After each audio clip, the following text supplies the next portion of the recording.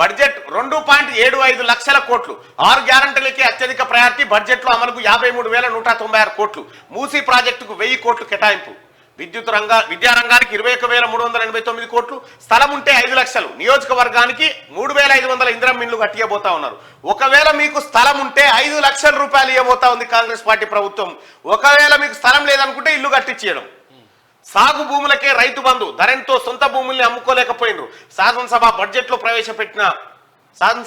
Budget ప్రవేశపెట్టిన ఆర్థిక మంత్రి బట్టి విక్రమార్క ఇక ఏ శాఖలకు ఎన్ని నిధులు కేటాయించారంటే 6 గ్యారంటీల కోసం 53,196 కోట్లు అంచనా. పరిశ్రమల శాఖకు 2,543 కోట్లు. ఐటీ శాఖకు 774 కోట్లు. పంచాయతీ రాజ్కు 40,080 కోట్లు. పురపాలక శాఖకు 11,692 కోట్లు.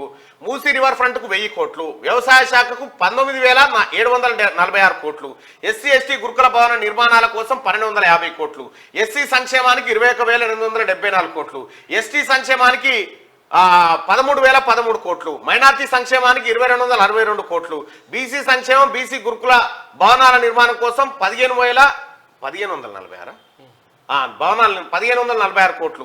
బీసీ సంక్షేమం కోసం 8,000 కోట్లు. విద్యారంగానికి 21,389 కోట్లు.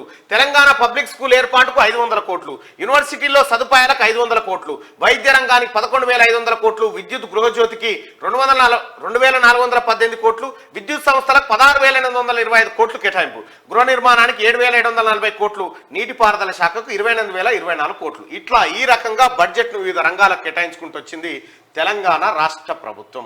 కేసీఆర్ విద్యారంగానికి 20,000 కోట్ల రూపాయలు. ప్రభుత్వం 21,000 కోట్లు. నీది ఒక్కసారి చూసుకో, నీ బడ్జెట్ ఒకసారి తీసి చూసుకో. వైద్య రంగానికి నీ కేటాయింపులు ఎంతనో చూసుకో. గతంలో ఇప్పుడే నువ్వు చూసుకో.